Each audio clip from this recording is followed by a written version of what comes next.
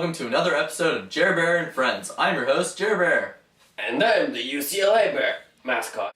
Well, it's a pleasure to have you. Today we'll be learning about steam power. What's so special about steam power anyway?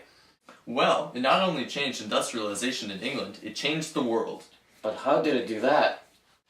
It allowed for factories to be put anywhere and gave man an almost unlimited supply of energy. Oh, okay. Continue.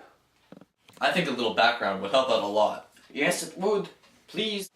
Before the use of steam, England was in an energy crisis because they had depleted their main fuel supply, wood. That's right. Most wood was used to make ships and other common items, so their tree numbers were dwindling.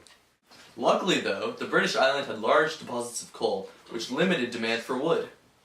The English used coal to make lots of products and was their main heat supplier, but mining for coal was a nuisance. That's right. As mining increased, mines increased and became bigger and very, very deep. England was a very rainy place, so all that water filled up the mines. Well, that's not very good. How did they get the water out? Did they drink it out?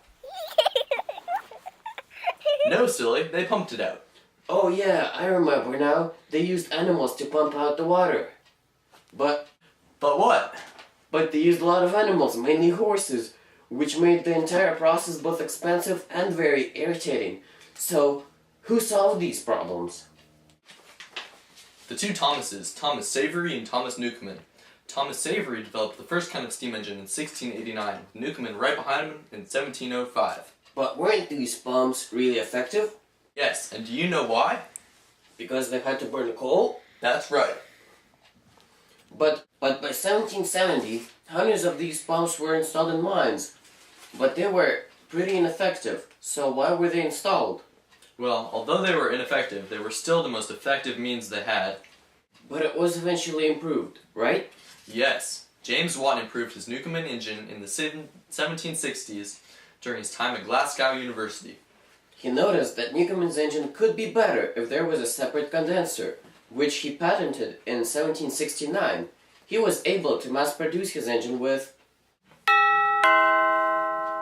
Oh boy, oh boy, oh boy! What's going on? It's my favorite guest! Who is it? Is it Mirror Man? No, he got fired. It's Super Gandhi! That is right. It is me, Gandhi. Only this time I have an upgrade. I am now a superhero. Welcome back, Mr. Gandhi, sir. What's so special about him? Well, I know you guys were talking about James Watt and his improvements to the old steam engine. Okay, so how did James mass-produce his engine? He used risk capital, which is just a risky investment in new inventions. The English were able to do this because of their stable system of banks and loans borrowed from the Dutch. But that's not all James used to mass-produce. He also used a large team of skilled mechanics. These mechanics were very skilled because they had a long tradition of putting out. What? What? This is a kid's show. What?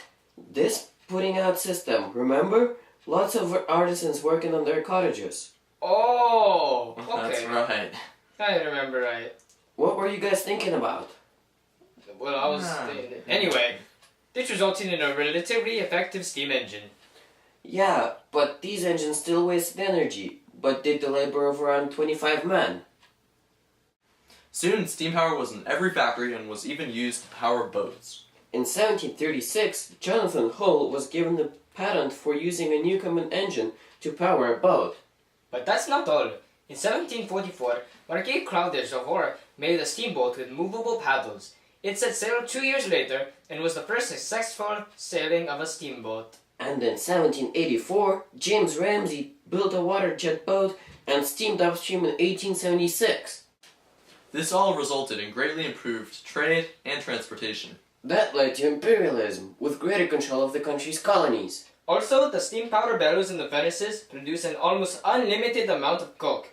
And I'm not talking about the good kind, but the kind that is used in smelting metals. When Henry Court developed his puddling furnace for steam powering roll mills, he helped create the economic iron boom. Iron boom?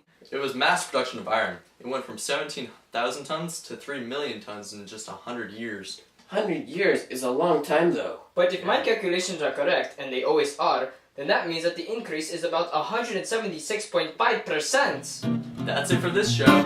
Join in next time for